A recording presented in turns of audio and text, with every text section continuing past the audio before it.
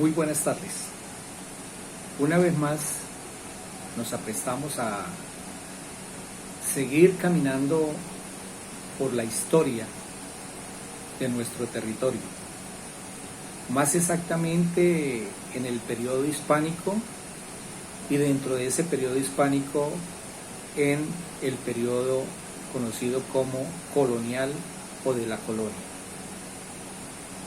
Recordemos nosotros que para controlar y vigilar nuestro territorio, el gobierno en la parte política y en la parte económica, la corona española en cabeza de sus reyes y de su rey, pues nombraba los funcionarios y al mismo tiempo hacía las leyes que regían la organización política que habían establecido en nuestras colonias, como eran los virreinatos y las capitanías generales.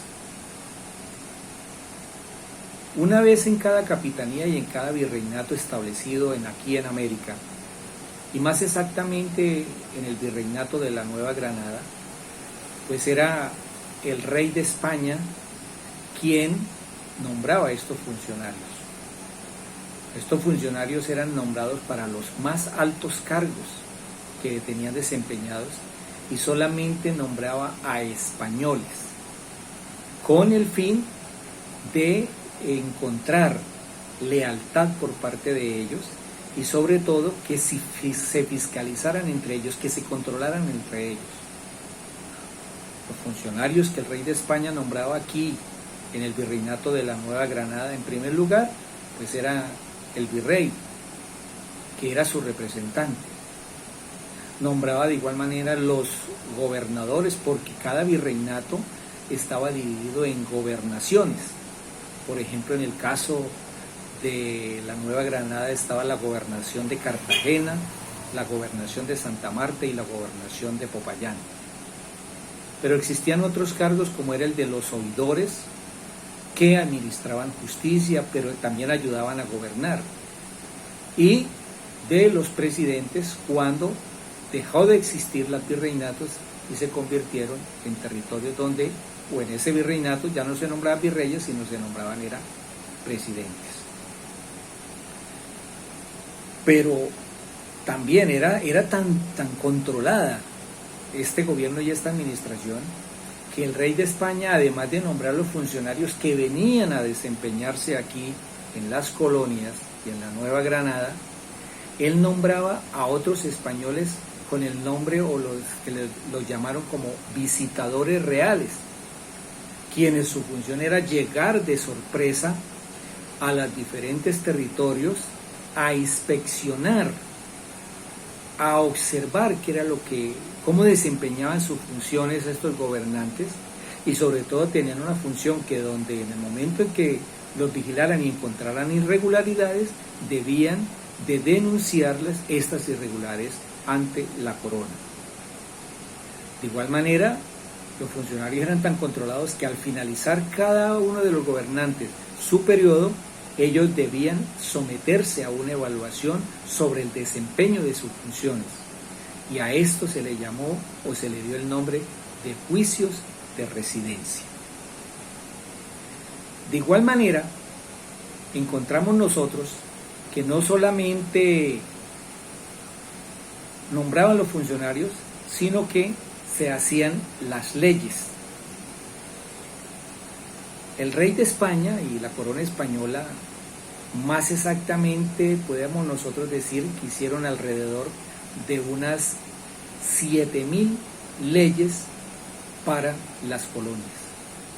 A estas 7.000 leyes, cuya función era organizar la sociedad colonial, administrar los recursos económicos que existían aquí en las colonias, repartir las tierras y repartir los indios, porque los indios no eran considerados humanos, sino que eran objetos y pertenencias de los españoles, y al mismo tiempo, para gobernar estos territorios, creó lo que se llamó el nombre de derecho indiano o de leyes de Indias. Este derecho indiano, que eran esas leyes que hacían en España para aplicarlas aquí en América, muchas de ellas no fueron o no se pudieron aplicar porque estaban por fuera de los intereses de los españoles, entonces no les interesaba aplicarlo porque iba en contra de ellos. ¿Cómo fue entonces el gobierno de las colonias y sobre todo del virreinato de la Nueva Granada?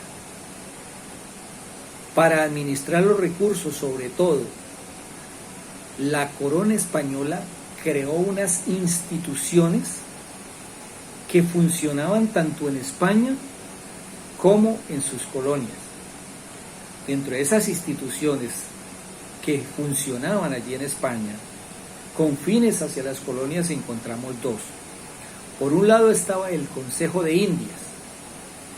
Este Consejo de Indias estaba conformado por españoles y se creó en el año de 1508, es decir, en plena conquista.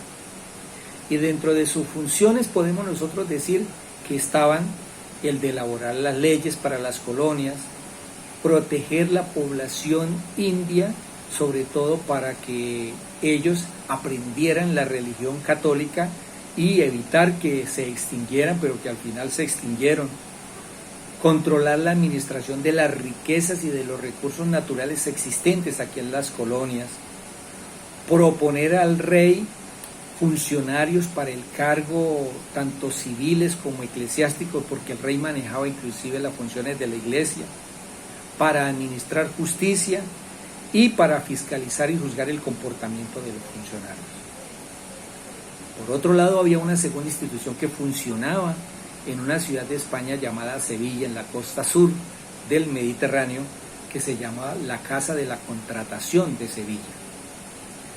Esta institución era la encargada de manejar las relaciones comerciales, porque de allá se traían manufacturas, de aquí se llevaban las minas, todo lo que eran los recursos mineros como el oro, la plata, las esmeraldas. Entonces, esta institución controlaba efectivamente el manejo comercial. Por otro lado, la corona española creó unas instituciones aquí para la Nueva Granada y para las colonias. Dentro de esas instituciones está la Real Audiencia. La Real Audiencia tenía dos funciones. Una era función de justicia, de juzgar delitos, y la otra, la de administrar o la de gobernar. Esta Real Audiencia estaba conformada por un presidente que era el virrey o el capitán general en el caso de una capitanía general como el de Venezuela. Estaba conformada por jueces u oidores, en ese entonces se llamaban así, por fiscales, por escribanos, por alcaldes, por procuradores, por notario y por alguaciles. De igual manera, otra institución fue el virreinato. El virrey era un español nombrado por el rey de España y era su representante aquí en el virreinato. De igual manera se crearon gobernaciones para las 3 gobernaciones de la Nueva Granada, la de Santa Marta, la de Cartagena y la de Popayán. Y en cada una de las ciudades, porque los españoles cuando conquistaron nuestro territorio fundaron ciudades como Cali, Popayán, Bogotá, Tunja, Ocaña, Cúcuta, Santa Marta, todas las ciudades, allí existían lo que se llamó o lo que se tiene con el nombre de los cabildos. Los cabildos estaban conformados por el alcalde y 7 regidores, y dentro de sus funciones era organizar la seguridad de las ciudades, cuidar la salud pública, administrar justicia, construir obras públicas y construir y mantener escuelas que enseñaban el castellano o el español o el catecismo de la Iglesia Católica o la religión católica. De esta manera se gobernaba, se controlaba políticamente la sociedad en estas colonias y sobre todo en el virreinato de la Nueva Granada. Mis estudiantes, este es el resumen, está subido en la página y nos aprestamos entonces con esta explicación y con la lectura que ustedes le hagan al resumen, a desarrollar la actividad para que la socialicemos en la próxima clase. Muy buenas tardes.